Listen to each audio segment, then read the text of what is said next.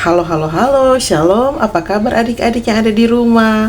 Tentunya dahsyat, luar biasa. Yes, yes, yes. Puji Tuhan, saya diberkati, kamu diberkati, kita semua diberkati. Amin. Berjumpa lagi dengan Encik Ika Fitri dalam Bina Anak Pelajaran yang ke-40. Adik-adik, siapkan senjata kita, siapkan Alkitabnya, duduk yang manis, jangan ganggu-ganggu teman. Orang mau belajar lagi kali ini tentang pribadinya Tuhan. Kunci tangan, tutup mata, tunduk kepala, kita berdoa memohon pimpinan kuasa Roh Kudus Tuhan. Kita berdoa. Bapa, dalam nama Tuhan Yesus kami mengucap syukur untuk setiap waktu dan kesempatan yang Tuhan beri. Kami saat ini mau belajar lagi tentang pribadimu. Kami mohon urapan Roh Kudus turun bagi kami, sehingga apa yang kami mau pelajari, kami mengerti, kami jadi pelaku firman. Tuhan memberkati hamba-Mu Encik Ika yang akan menyampaikan, biar kiranya seturut dengan kehendak-Mu, dan hanya Tuhanlah yang dipermuliakan. Roh Kudus pimpin kami, urapi kami, ampuni salah dosa kami siap belajar di dalam nama Tuhan Yesus kami berdoa. Haleluya, amin. Adik-adik, pembacaan Alkitab kita terdapat di dalam 2 Tawarik pasal 7 ayat 1 hingga ayatnya yang ke-3. Ya, sekali lagi 2 Tawarik pasal 7 ayat 1 hingga ayat yang ke-3 dengan judul Api Turun dari Langit, Nyanyian Syukur. Kita akan baca bersama-sama, kita mulai. Setelah Salomo mengakhiri doanya, api turun dari langit memakan habis korban bakaran dan korban-korban sembelihan itu. Dan kemudian Tuhan memenuhi rumah itu. Para imam tidak dapat memasuki rumah Tuhan itu karena kemuliaan Tuhan memenuhi rumah Tuhan. Ketika segenap orang Israel melihat api itu turun dan kemuliaan Tuhan meliputi rumah itu, berlututlah mereka di atas lantai dengan muka mereka sampai ke tanah, lalu sujud menyembah dan menyanyikan syukur bagi Tuhan, sebab Ia baik, bahwasanya untuk selama-lamanya kasih setianya. Demikian pembacaan Alkitab kita. Encik Ika mau sapa adik-adik ada di rumah. Apa kabar kalian semua? Encik Ika berdoa semoga ada dalam tubuh yang sehat ya, semua ada baik-baik saja. Kalaupun ada yang sakit, Encik Ika berdoa semoga Tuhan Yesus menjamah, menyembuhkan menurut waktu dan kehendak Tuhan. Amin. Adik-adik yang diberkati Tuhan, sesuai dengan torang judul bacaan saat ini, yaitu tentang Raja Salomo. Pasti adik-adik so tahu kan siapa itu Raja Salomo. Raja Salomo adalah raja yang paling apa adik-adik? Ya, berhikmat. Apalagi? Oh, kaya raya. Oh, memang benar semua. Tetapi dari semua raja yang ada, yang paling torang kenal, torang ingat, Raja Salomo adalah raja yang paling berhikmat. Ada lagi yang bilang paling banyak istri, paling banyak gundi kata. Ya, tetapi yang paling torang kenal, Raja Salomo adalah raja yang paling berhikmat dari semua raja yang ada. Adik-adik, dia adalah raja yang terkenal dengan dia hikmat, dia punya kebijaksanaan saat dia menjadi raja. Dia hanya minta harta kekayaan kepada Tuhan, tetapi dia hanya meminta hikmat.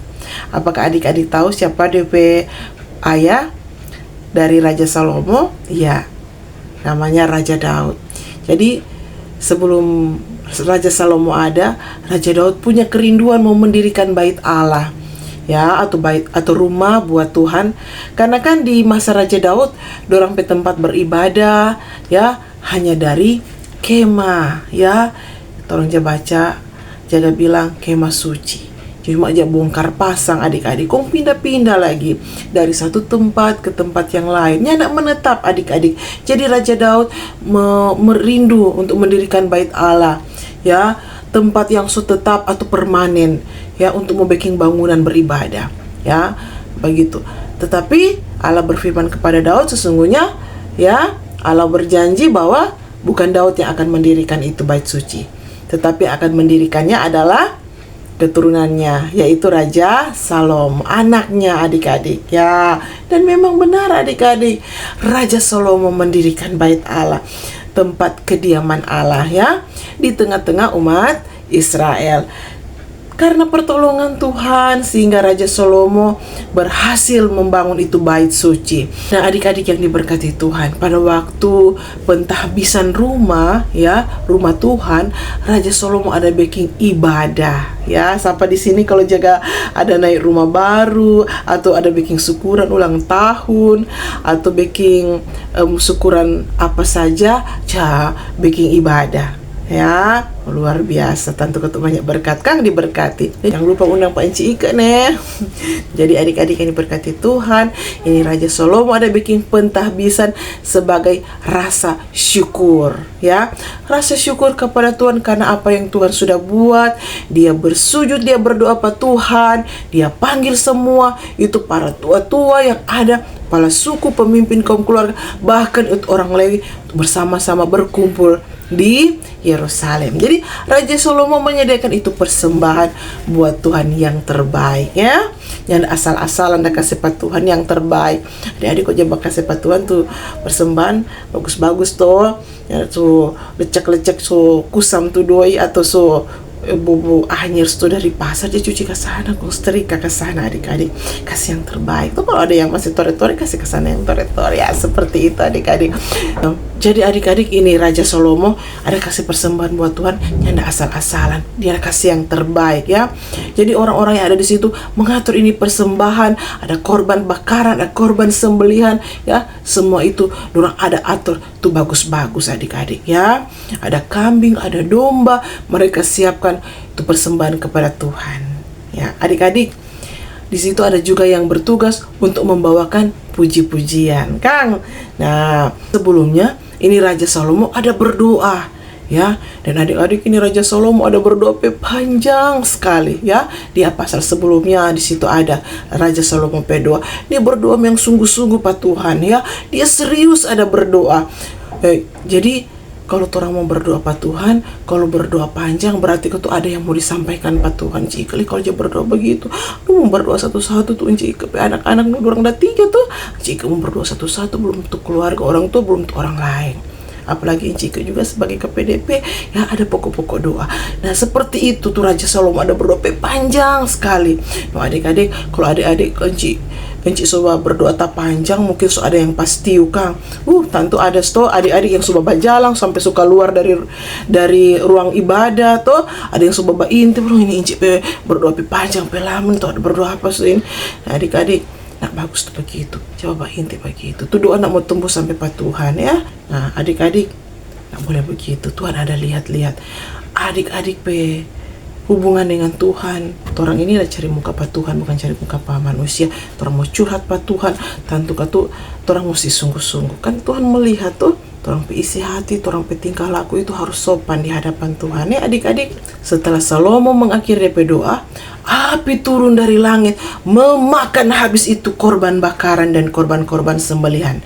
Ya, jadi kemuliaan Tuhan memenuhi itu rumah, itu bait suci. Ternyata itu para imam yang bertugas saat itu yang memimpin itu jalannya ibadah dan adik-adik dorang nyandak bisa masuk karena banyak awan yang menutupi. Bayangkan jodang tot orang kalau misalnya orang berjalan di daerah Tomuan, kalau kalau malam-malam semua petang bagi jam 6 ya semua malam. Nah adik-adik semua mulai ombong toh soba kabut dan adik-adik rasa-rasa orang sudah bisa lihat tuh jalan di muka orang ya seperti itu. Jadi apa ini awan kabut putih memenuhi itu ruangan, tentu orang sudah bisa lihat apa yang di muka orang toh. Orang menyembah Tuhan, orang menyanyikan itu lagu syukur bagi Tuhan ya, sebab Ia baik, bahwasanya untuk selama-lamanya kasih setianya ya. Seperti itu dong puji-pujian kepada Tuhan. Jadi adik-adik ketika Raja Salomo ini selesai berdoa ya, tuh api turun memakan semua itu korban bakaran yang ada dorong persembahkan. Itu tandanya ada hadirat Tuhan ya, karena api membakar semua dorong korban persembahan kepada Tuhan. Berarti itu persembahan berkenan kepada Tuhan ya. Ya memang luar biasa ya adik-adik, orang Tuhan memang hebat. Bayangkan itu cahaya kemuliaan meliputi itu tempat. Ya, mereka langsung berlutut menyembah Tuhan. Mereka juga bukan hanya menyembah berlutut, tetapi juga menyanyikan puji-pujian bagi Tuhan ya. Orang juga di gereja seperti itu kan, ada puji-pujian, penyembahan, berdoa. Ya, sampai sekarang orang seperti itu. Cara orang mengucap syukur kepada Tuhan. Jadi Raja Salomo bukan hanya mendirikan bait suci, tetapi Raja Salomo mengajak semua orang menyembah dan memuji, memuliakan Tuhan. Ya, Raja Salomo mengajak semua orang menyembah, memuji, memuliakan Tuhan. Bukan cuma DP bait Allah, tetapi masuk di dalam beribadah. Firman Tuhan mau kasih ingat pada orang semua, ketika orang beribadah, orang mesti beribadah sungguh-sungguh ya adik-adik. Orang beribadah duduk manis, dengar tuh khotbah. Misalkan dalam ibadah pondok gembira atau sekolah minggu, ketika ada ibadah, orang harus dengar baik-baik ya. Tuh firman, orang pahami, orang mengerti, minta Roh Kudus supaya boleh membimbing orang. Dan adik-adik cuma ada baca cerita ya, cuma ada bermain. Ini saat adik-adik mau pulang di rumah tuh mama dan papa bertanya, terdapat di mana itu pembacaan? Mama nin tahu le. Kenapa? Nak berperhatikan ya, nak berdengar. Tuh khotbah tentang apa? Nin tahu mau jawab. Ya, karena cuma ada baca cerita, cuma ada bermain. Itu namanya tidak menghormati hadirat Tuhan. Kalau orang sungguh-sungguh beribadah, orang akan merasakan itu firman Tuhan hidup. Orang sungguh-sungguh nyanda cuma bermain. Roh Kudus akan tolong orang untuk mengerti, dan orang akan menjadi pelaku firman. Jadi kalau ada ibadah ya, datang dengar firman, sungguh-sungguh memuji menyembah Tuhan.